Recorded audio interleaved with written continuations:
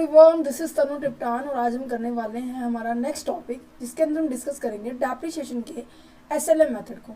ठीक है, क्योंकि इससे पहले जो आपका डेप्रिसिएशन का कंसेप्ट जो था वो हमने कंप्लीट कर लिया था कि डेप्रिसिएशन क्या होता है। इसका कंप्लीट कंसेप्ट हमने डिस्कस किया था प्रीवियस लेक्चर के अंदर। उम्मीद है आपने ये सभी देखा होगा, जिसके अंदर हमने इनके कॉजेज भी पढ़े थे कि क्या क्या कारण है कि जो डेप्रिसिएशन होता है, डेप्रिसिएशन किन किन के ऊपर लगता है। टेंजेबल एसेट्स के ऊपर जब कोई टेंजेबल एसेट्स की जब वैल्यू डिक्रीज होती है तो उस वैल्यू को क्या कहा जाता है, डेप्रिसिएशन कहा जाता है। इनटेंजिबल एसेट्स की वैल्यू डिक्रीज होती है तो क्या होता है, उसे एमोर्टाइजेशन कहा जाता है। और वेस्टिंग एसेट्स की जब वैल्यू डिक्रीज होती है उसे डिप्लीकेशन कहा जाता है। इन सभी टॉपिक्स को हमने डिस्कस किया था, इनके एग्जाम्पल्स भी हमने किए थे। साथ ही साथ थोड़ा बहुत हमने स्ट्रेट लाइन मेथड को डिस्कस भी किया था, थोड़ा सा एग्जाम्पल भी लिया था। सो आज हम दोबारा से रिपीट करते हैं, क्योंकि एसएलएम मेथड्स क्या है, इस डेप्रिसिएशन वाले चैप्टर का बेस है। कहीं ना कहीं आपको जो रिटर्न डाउन वैल्यू मेथड करेंगे आप, वहां पर भी आने वाला है।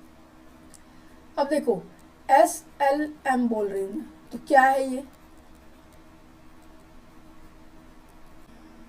क्या है ये? Straight line method, right. इसे बहुत सारे नामों से जाना जाता है, जैसे कि ओरिजिनल कॉस्ट मेथड। ठीक है, साथ ही इसको इक्वल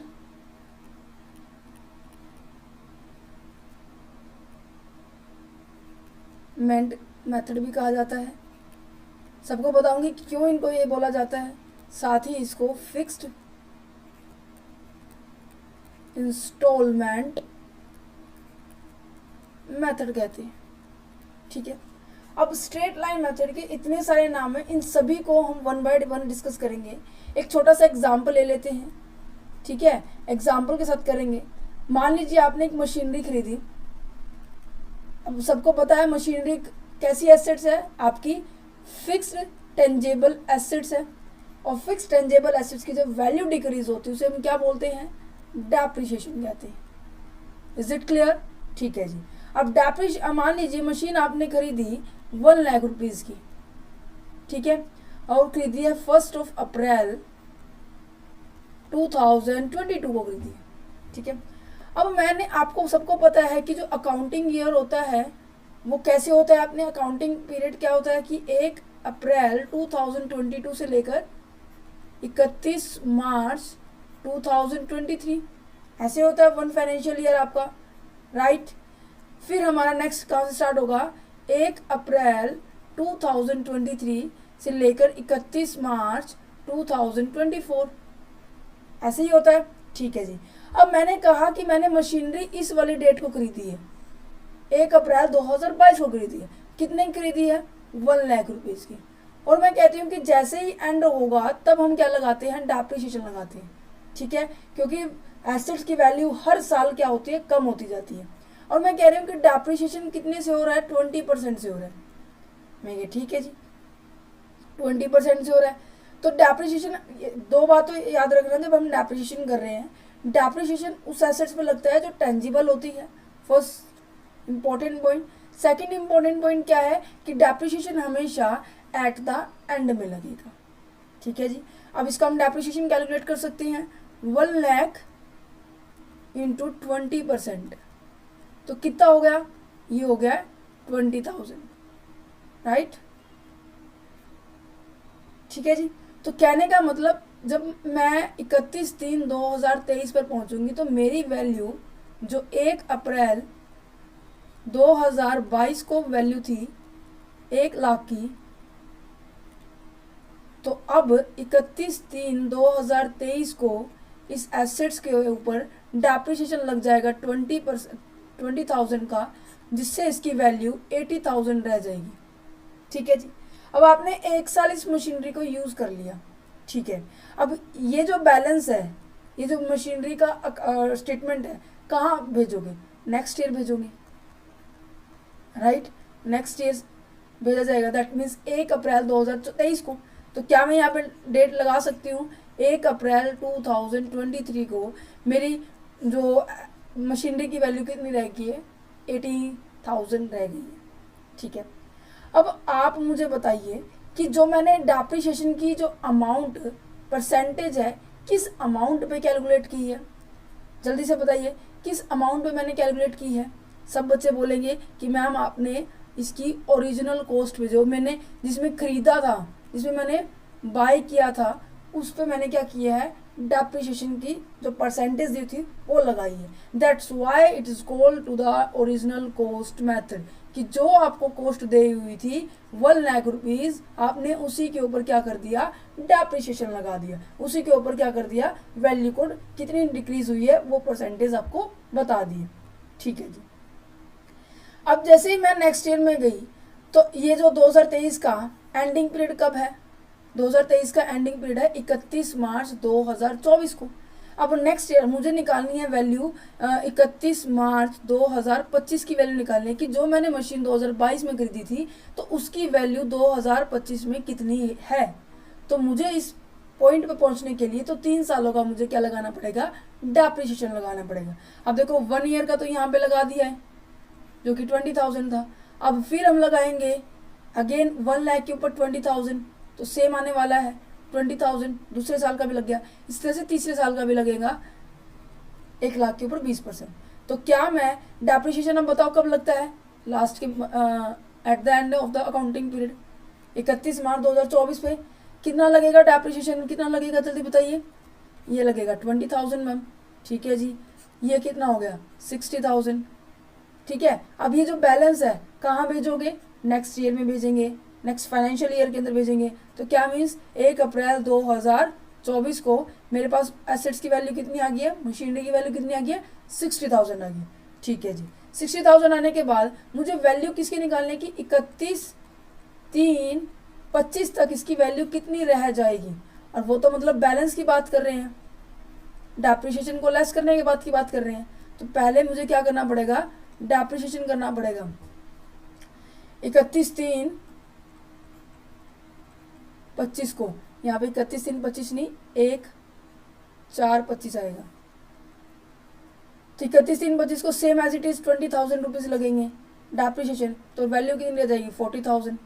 तो यहाँ पे कितना बैलेंस बच गया, 1 अप्रैल 2025 को कितना बैलेंस बच गया, ये बच गया 40,000। ये तो है मशीन की वैल्यू 2025 के अंदर, जो मशीन आपने 2022 के अंदर खरीदी थी उसकी वैल्यू 2025 के अंदर कितनी रह गई है, 40,000 रह गई है। कितने में खरीदी थी, 1,00,000 में खरीदी थी, राइट। तो देखो अब आपको ये एक चीज़ नज़र आ रही है कि मैंने फर्स्ट ईयर कितने का अमाउंट का डेप्रिसिएशन लगाया, 20,000 का। सेकंड ईयर कितने थाउजेंड का डेप्रिसिएशन लगाया, 20,000। थर्ड ईयर कितने साल का डेप्रिसिएशन लगाया, 20,000। कहने का मतलब साल दर साल मैंने क्या किया, सेम अमाउंट से वैल्यू को डिक्रीज किया है एसेट्स की। जब हम सेम अमाउंट से वैल्यू को डिक्रीज करते हैं, जो वैल्यू डेप्रिशिएट होती है सेम अमाउंट से, तो उसे हम क्या कहेंगे, इक्वल इंस्टॉलमेंट मेथड। मीन्स कि हर साल सेम इंस्टॉलमेंट क्या हो रही है, एसेट्स की वैल्यू एज ए डिक्रीज हो रही है। और इसी तरह से हम इसको फिक्स्ड से भी जान सकते हैं कि फिक्स्ड इंस्टॉलमेंट का मतलब क्या होता है कि सेम अमाउंट। अब हमारे पास सेम अमाउंट कितनी है, 20,000। क्या आपको ये तीनों नाम क्लियर है स्ट्रेट लाइन मेथड की कि ओरिजिनल कॉस्ट क्यों कहा जाता है, क्योंकि जो डेप्रिसिएशन की अमाउंट है कैलकुलेट के ऊपर की जाती है, ओरिजिनल कॉस्ट पे की जाती है। और इक्वल इंस्टॉलमेंट और फिक्स्ड क्यों कहा जाता है, क्योंकि जो डेप्रिसिएशन की जो अमाउंट है वो हमेशा हर साल सेम रहने वाली है। स्ट्रेट लाइन का क्यों है, क्योंकि स्ट्रेट ऐसे आप पॉइंट निकालते हैं कि इस साल हमारे पास कितनी वैल्यू रहेगी, इस साल कितनी रहेगी, इस साल कितनी रहेगी। ठीक है, ठीक है जी। अब इनकी जर्नल एंट्री करना सीखें, बहुत आसान है। अब मेरे साथ साथ बताना है आपको कि कैसे क्या कुछ हमारे पास जर्नल एंट्रीज हो रही है। ठीक है, अब देखो सबसे पहले आपने क्या किया है, सबसे पहले आपने क्या किया, कोई बता सकता है मुझे। सबसे पहले मैम हमने मशीनरी को बाय किया है, परचेज किया है। ठीक है जी, मशीनरी को आपने परचेज किया कितने में, 1,00,000 में। अब ये बताओ, जब भी किसी एसेट्स को जब आप परचेज करते हो, सेल करते हो, कौन सा रूल लगता है, रिमेंबर, यस, रियल अकाउंट का, रियल अकाउंट लगता है। रियल अकाउंट का रूल क्या है, मैं डीपली बता रही हूँ क्योंकि एग्जाम के पॉइंट ऑफ व्यू से ये चैप्टर बहुत ज़्यादा इंपॉर्टेंट है और इन फ्यूचर आप ग्रेजुएशन करेंगे, मास्टर्स डिग्री करेंगे, सीए करेंगे, CWA करेंगे, CSA करेंगे, CFA करेंगे, बहुत सारे कोर्सेज है, तो वहाँ पर ये यूज़ होने वाला ही है। ठीक है, तो रियल अकाउंट का रूल कौन सा है? रूल क्या होता है? Debit words come in and credit words goes out. Come in का मतलब क्या है कि मान लीजिए ये आप हैं मिस्टर एक्स और ये है शॉपकीपर। ठीक है, आपने क्या किया, इस शॉपकीपर से क्या खरीदा है? मशीन खरीदी है, और मशीन के बदले आपने क्या किया? इसको कैश दिया है, राइट। अब कंपनी है तो क्या करेगी? हमेशा मोस्ट ऑफ चांसेस होते हैं वो बैंक से ही ट्रांजेक्शन करती है, बड़ी बड़ी। तो यहाँ पर देखो आपके पास क्या आई है? मशीन आई है, और आपने इसको क्या दिया? बैंक से पेमेंट की। तो डेबिट क्या होगा? मशीन, क्योंकि क्या चीज आई है? वर्ड्स कम इन, क्या चीज आई है? मशीन। तो यहाँ पे क्या होगा? मशीनरी अकाउंट डेबिट टू, किसको आपने डेबिट, कहाँ से पेमेंट किया आपने? To bank account. Is it clear? कितने से की है? 1 लाख रुपीज। कितने से की है? 1 लाख रुपीज। क्लियर है? फर्स्ट एंट्री आपकी ये रहने वाली। ठीक है, सेकंड एंट्री क्या रहने वाली है? अब सेकंड नंबर पे जितनी भी आपने आइटम्स नंबर्स यहाँ लिखे हैं ना, जितनी भी डेट आपने पाई है, उन सबकी एंट्री होने वाली। इसकी एंट्री हो चुकी है हमारी, यस मैम। देन अब हम करेंगे 31 मार्च 2023 की। अब 31 मार्च 2023 को क्या लगा है? डेप्रिसिएशन लगा है मैम। डेप्रिसिएशन कंपनी के लिए क्या है? क्योंकि कंपनी ने जो एसेट्स 1 लाख में खरीदी थी, वो कहते हैं कि 1 साल के बाद आपकी 80,000 की रहेगी। तो बीच का जो डिफरेंस है 20,000 रुपये, वो क्या है कंपनी के लिए? खर्चा है भाई। खर्चे की एंट्री कहाँ होती है? जल्दी बताओ। ये जो डेप्रिसिएशन है वो क्या है आपका? एक्सपेंसेस है, राइट। और एक्सपेंसेस की एंट्री किसके अकॉर्डिंग होती है? बताओ। एक्सपेंसेस की एंट्री आपकी होती है नॉमिनल अकाउंट के थ्रू। नॉमिनल अकाउंट का रूल क्या है? जल्दी से रिकॉल करो। देखो मैं एक एक स्टेप क्यों बता रही हूँ, क्योंकि आपको एग्जाम में किसी भी तरह की प्रॉब्लम ना क्रिएट हो। तो रूल क्या है? रूल क्या है? डेबिट क्या होने वाला है? All expenses and losses. और क्रेडिट क्या रहने वाला है? All gain and profit. अब डेप्रिसिएशन क्या है बच्चे? आपका एक्सपेंसेस है, खर्चा है। तो डेबिट क्या होगा? अब depreciation account debit. Depreciation debit होगा क्योंकि ये खर्चा है। कितने से डेबिट होगा? जितने का खर्चा हुआ है, 20,000 का। किसके कारण हुआ? किसके ऊपर डेप्रिसिएशन लग रहा है? मैडम जी लग रहा है ये मशीनरी के ऊपर जी। Is it clear? To machinery account. तो ये कितना हो जाएगा? 20,000। Is it clear? डेप्रिसिएशन की भी एंट्री होगी, एक्सपेंसेस की एंट्री होगी। ठीक है, ये तो बैलेंस हमें कैरी फॉरवर्ड करना है। नेक्स्ट ईयर में ओपनिंग बैलेंस हो जाएगा, इस साल में क्या हो जाएगा? क्लोजिंग बैलेंस हो जाएगा। तो ये CDBD के हिसाब से एंट्री कर देंगे। चलो जी, नेक्स्ट ईयर फिर आपने डेप्रिसिएशन लगाया तो फिर यही एंट्री होने वाली है, depreciation account debit to machinery account. ठीक है, ये तो सिंपल हो गया। चलो जी, अब मैं कहती हूँ कि मैंने क्या किया, इस 1 अप्रैल 2025 को मैंने ये मशीनरी बेच दी। कितने में? 25,000 रुपीज में सेल कर दी। ठीक है, तो अब बताओ, जो मशीनरी 1 लाख रुपए में मैंने खरीदी थी, 1 लाख रुपए में मैंने खरीदी थी, ठीक है, और मैं कह रही हूं कि मैं उसको 25,000 में बेच रही हूं, तो क्या आपको लॉस नजर आ रहा है? ठीक है, लॉस नजर आ रहा है, पर कितने का नजर आ रहा है? कितने का लॉस हुआ? क्या आपका लॉस 75,000 का हुआ या आपका लॉस 15,000 का हुआ? जल्दी से आंसर दीजिए मुझे। मोस्ट ऑफ बच्चे ऑप्शन दे रहे हैं 75,000। वाई 75,000? क्यों? क्योंकि मैं आपसे क्वेश्चन पूछना चाहूंगी, जब मैंने 1 लाख की मशीन खरीदी 2022 में खरीदी थी, और मैं कह रही हूँ कि 2025 तक मैंने इसकी वैल्यू कितनी निकाली थी? अभी निकाली है 40,000, क्योंकि वो डेप्रिशिएट होती जा रही है। 20,000 रुपीज का क्या होता जा रहा है? डिडक्ट होता जा रहा है, वैल्यू डिक्रीज होती जा रही है, राइट। जब मैं 1 लाख में से ये 60,000 रुपये माइनस कर दूं तो मेरे पास कितना बचेगा? Obviously it's a 40,000, right. तो 40,000 आपकी रिसेंट 1425, मतलब कि 1 अप्रैल 2025 पर इसकी वैल्यू है 40,000 रुपये। ठीक है, अब मैंने 1 अप्रैल 2025 को ही बेची है ये मशीन 25,000 रुपये में। अब क्या करना है, इन दोनों का डिफरेंस देखना है। उस वैल्यू पर जो भी, उस डेट पर जो भी वैल्यू है एसेट्स की, उस एसेट्स की वैल्यू को सेल की वैल्यू से कंपैरिजन करना है। अब यहाँ पर कंपैरिजन करने के बाद आपके लॉस कितना निकला है, 15,000 का। अब कंपनी के लिए लॉस है 15,000 रुपये का, तो लॉस की एंट्री कहाँ होगी बच्चे, लॉस की एंट्री मैम नॉमिनल अकाउंट के रूल के हिसाब से होगी। लॉस कहाँ आएगा, डेबिट आएगा। तो इसको हम कर सकते हैं, थर्ड एंट्री क्या सीख रहे हैं हम, कि profit and loss account debit to, किसके ऊपर हो रहा है, मशीनरी के ऊपर हो रहा है। ठीक है जी, तो 15,000 की एंट्री यहाँ पर, 15,000 की एंट्री यहाँ पर। ठीक है, ठीक है। अब हमने मशीनरी को सेल भी तो किया है, राइट, हमने मशीनरी को बेचा भी तो है, जो 25,000 में इसको हमने बेचा भी तो है ना, तभी तो बैलेंस हमारा निकल कर 15,000 रुपये आया है नेगेटिव का, जो कि लॉस रिप्रेजेंट कर रहे हैं।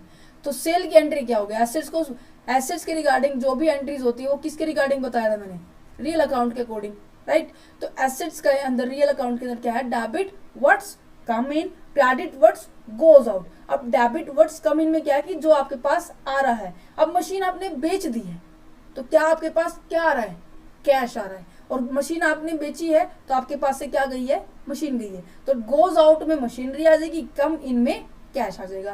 दैट मीन्स कैश का मतलब क्या है यहाँ पर, बैंक अकाउंट डेबिट। तो यहाँ पे फोर्थ एंट्री सेल की हो जाएगी कि क्या, bank account debit to machinery account. Is it clear, कितने से होगी, 25,000 से। ठीक है, क्योंकि वर्ड्स कम इन का मतलब होता है क्या आपको रिसीव हुआ है, ठीक है, और यहाँ पर क्या, किस चीज, क्या आपके पास गया है, आउट ऑफ स्टॉक हो चुका है। ये 4 एंट्रीज बहुत ज्यादा इंपॉर्टेंट है जब हम प्रैक्टिकल क्वेश्चन करेंगे। ठीक है, तो क्या आपको स्ट्रेट लाइन मेथड का पैटर्न समझ में आया कि हर साल दर साल क्या होने वाला है, आपके ऊपर एक ही तरह का डेप्रिसिएशन लगेगा। ठीक है, अब एक और इम्पॉर्टेंट पॉइंट है कि इन केस आपको डेप्रिसिएशन का रेट ना दिया हो, देन क्या करेंगे आप, डेप्रिसिएशन का आपको रेट ही गिवन नहीं है। ठीक है, डेप्रिसिएशन जो अमाउंट मैं निकाली है, जैसे कि मैंने 1 लाख से मैंने कहा इसकी वैल्यू रहेगी 40,000, जो बीच का डिफरेंस है 60,000 का, ये मैंने एक तो रेट से निकाल दिया, एक और मेथड है वो क्या है, फॉर्मूला। अगर आपको रेट गिवन नहीं है तो आप फॉर्मूला यूज कर सकते हैं। फॉर्मूले को अप्लाई करने के लिए आपको 3 चीजों की जरूरत होगी। फर्स्ट इज दैट कि आपको उसकी ओरिजिनल कॉस्ट पता होनी चाहिए। कॉस्ट तो देखो उसमें ही पता होनी चाहिए थी। हाँ, एक और बात, दोनों के अंदर क्या होना चाहिए, अगर आपके पास कोई अदर एक्सपेंसेस हो रहे हैं, अदर एक्सपेंसेस हो रहे हैं, उसको भी क्या करेंगे, ओरिजिनल कॉस्ट के अंदर ऐड करेंगे। एग्जाम्पल के तौर पर मान लीजिए आपने ऑनलाइन वेबसाइट से, जैसे कि मीशो, फ्लिपकार्ट, अमेजोन, ठीक है, मिंत्रा, इन सब से क्या, इनमें से कोई सी भी एक भी साइट से आपने क्या किया है, अपने जॉर्डन के शूज़ मंगाए। जॉर्डन के शूज़ आए हैं 2100 रुपये के, वैसे बहुत महंगे महंगे आते हैं, मैं 2100 का एग्जांपल ले रही हूँ। ठीक है, और उसके ऊपर डिलीवरी चार्ज लगे हैं 400 रुपीज़, एक सेकेंड, 400 रुपये लगे हैं। ठीक है, अब टोटल कॉस्ट कितनी होगी आपके जॉर्डन के शूज़ की, बता सकते हैं, 2500 रुपये हो गए। ठीक है, तो आपके ये जो 2500 रुपये हैं, ये क्या है, आपकी ओरिजिनल कॉस्ट है। ठीक है, जो आपके एक्स्ट्रा एक्सपेंसेस आए हैं वो भी आपकी ओरिजिनल कॉस्ट में क्या होने वाले हैं, ऐड होने वाले हैं। Is it clear? ठीक है जी, एक तो आपको ओरिजिनल कॉस्ट चाहिए, दूसरा आपको ये चाहिए कि जो आपकी जो एसेट्स है कितने टाइम तक चलने वाली है, लाइफ ऑफ एसेट्स की जरूरत होती है। जैसे कि हमने पहले पढ़ा था ना कि हर एक एसेट्स की एक लिमिट होती है कि हाँ इतने ही टाइम तक वो क्या नहीं रहने वाला है, चलने वाला है, राइट। तो आपको यहाँ पे क्या चाहिए, लाइफ ऑफ एसेट्स चाहिए। ठीक है जी, लाइफ ऑफ एसेट्स के बाद आपको तीसरी आइटम क्या चाहिए, स्क्रैप वैल्यू। स्क्रैप वैल्यू क्या होती है, जो एसेट्स की एट द एंड में वैल्यू रह जाती है उसे बोला जाता है स्क्रैप वैल्यू। ठीक है, एग्जाम्पल लेते हैं।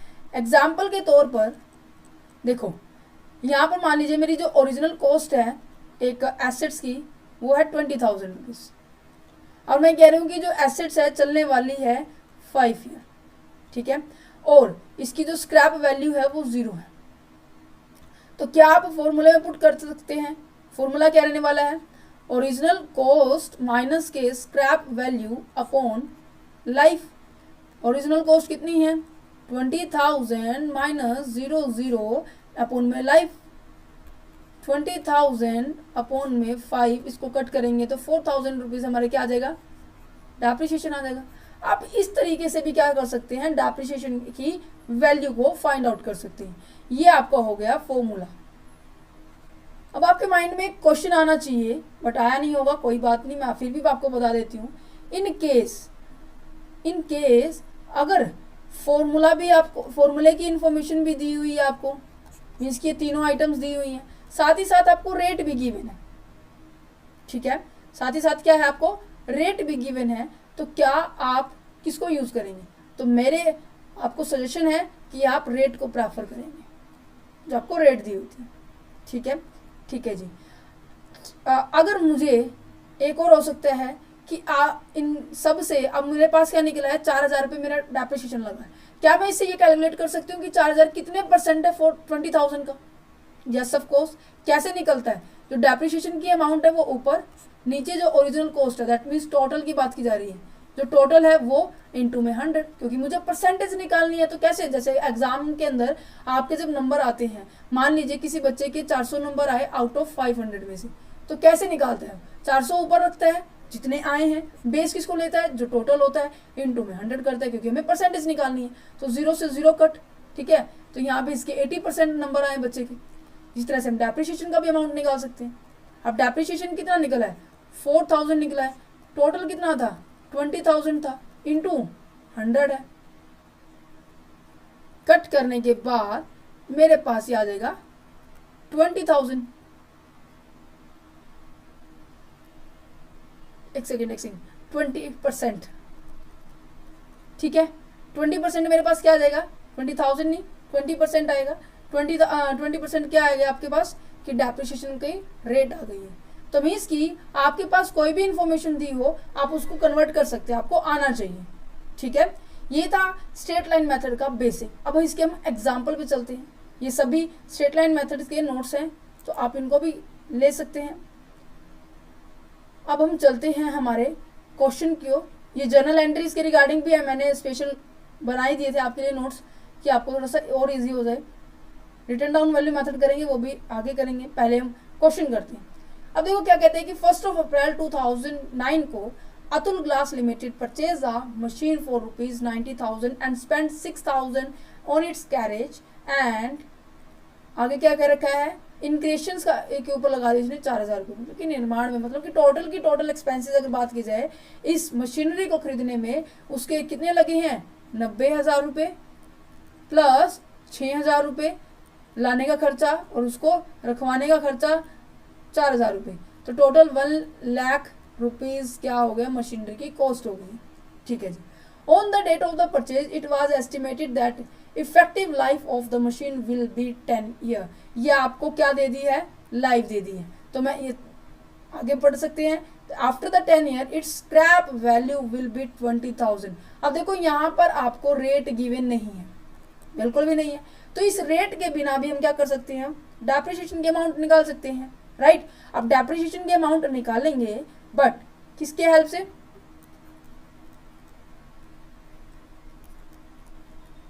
फॉर्मूले की हेल्प से। फॉर्मूला क्या था? ओरिजिनल कॉस्ट माइनस के स्क्रैप वैल्यू अपॉन लाइफ। अब आपकी ओरिजिनल कॉस्ट कितनी है? 1,00,000 रुपीज, जो मैंने अभी निकाली, देखो 1,00,000 रुपीज। स्क्रैप वैल्यू कितनी है? 20,000। लाइफ कितनी है? 10 है। तो क्या इसकी वैल्यू 8,000 रुपये निकल जाएगी? क्योंकि 1,00,000 में से 20,000 माइनस करेंगे तो 80,000, 80,000 डिवाइड में 10, तो कितना आ जाएगा? 8,000। 8,000 हमारे पास क्या है? वो वैल्यू है जो हर साल क्या होने वाली है? डेप्रिशिएट होने वाली है। तो क्या अब हमें क्या करना है, हमें मशीनरी का अकाउंट प्रिपेयर करना है, हमें डेप्रिसिएशन का अमाउंट प्रिपेयर करना है, हमें 4 साल after the providing the depreciation on the fixed instalment period account are close 31 March every year. ठीक है, अब 2009 से लेके 4 साल तक का हमें काम करना है, राइट। तो चलो करते हैं, बहुत आसान क्वेश्चन है ये। सबसे पहले हम क्या करते हैं, अपनी स्टेटमेंट को लिख लेते हैं अच्छे से।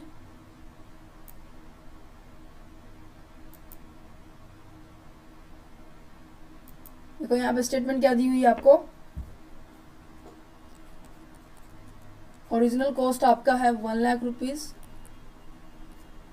लाइफ है उसकी 10 एंड स्क्रैप वैल्यू है उसकी 20,000 रुपीज़, जिसकी हेल्प से हमने डेप्रिसिएशन की अमाउंट अभी कैलकुलेट की, कितना है 8,000। तो अब आप एंट्री कर सकते हैं ऑब्वियसली। तो हम सीधा अकाउंट प्रिपेयर करते हैं, क्योंकि मुझे आज आपको अकाउंट प्रिपेयर करना सिखाना है। मशीनरी अकाउंट, मशीनरी अकाउंट कैसा है, एसेट्स का है। एसेट जब बढ़ती है तो डेबिट होती है, घटती है तो क्रेडिट होती है। ठीक है जी, बढ़ने वाली आइटम डेबिट साइड, घटने वाली आइटम क्रेडिट साइड। अभी मैंने आपको समझाया था ना एंट्री के अंदर, तो यहाँ पे date, particular amount, same as it is date, particular amount. Is it clear? ठीक है,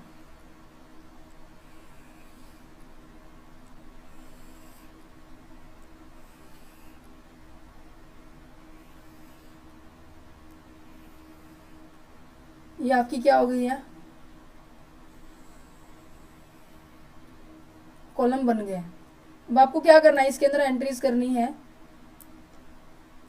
सबसे पहले देखो एंट्री की डेट क्या थी, 1 अप्रैल 2009 थी। एंडिंग पीरियड क्या होगा, अब आपको 4 साल का बनाना है, तो 4 साल का बना सकते हैं। 1/4/9 से लेकर 31/3/10,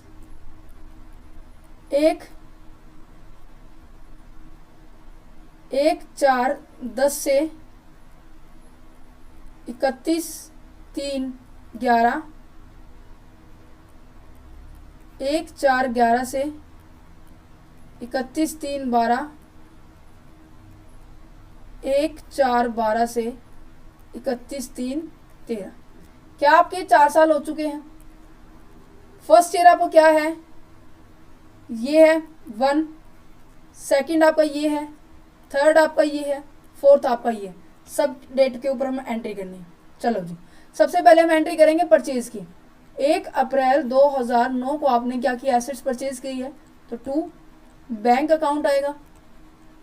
याद है, क्योंकि bank account, machinery account debit, 2 bank account किया था। एंट्रीज के ऊपर लेके चलती हूँ मैं आपको। ये किया था ना, machinery account debit, 2 bank account किया था। अब मशीनरी का अकाउंट बना रहे, कभी भी मशीनरी के अकाउंट में टू बाय मशीनरी नहीं आती है। ये आपने लेजर वाले चैप्टर में पढ़ा होगा, चैप्टर नंबर 9 के अंदर।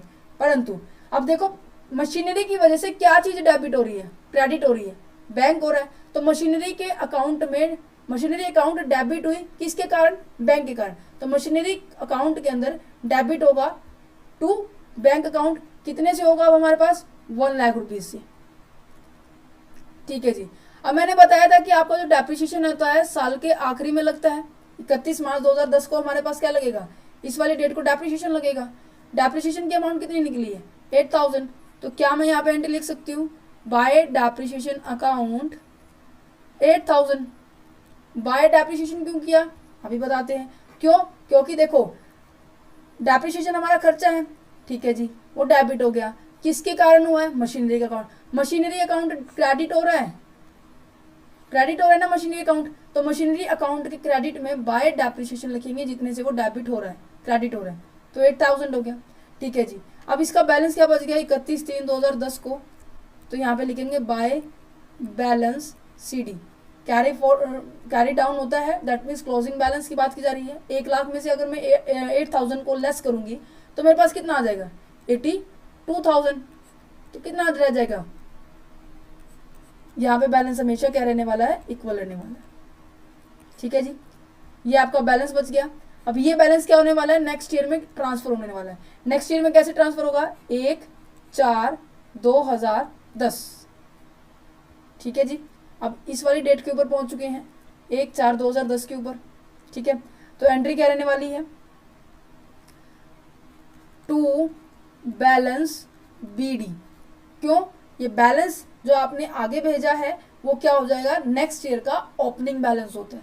तो ओपनिंग बैलेंस आपका क्या है मशीनरी का, 92,000। ठीक है जी, चलो फिर डेप्रिसिएशन लगाते हैं 31 मार्च 2011 को बाय डेप्रिसिएशन अकाउंट। अब आपने यहाँ पे पढ़ा, आपकी बुक के अंदर आपके क्वेश्चन क्या दिया हुआ था, फिक्स्ड इंस्टॉलमेंट मेथड लगाना है। फिक्स्ड इंस्टॉलमेंट मेथड का मतलब क्या है कि आपको स्ट्रेट लाइन मेथड की बात ही की जा रही है। तो हर साल क्या लगने वाला है, सेम डेप्रिसिएशन की अमाउंट लगने वाली है 8,000 से। तो इस साल क्या बैलेंस बच गया, इसको फिर एंट्री करेंगे 31/3/2011 को बैलेंस कितना बचा, बाय बैलेंस CD।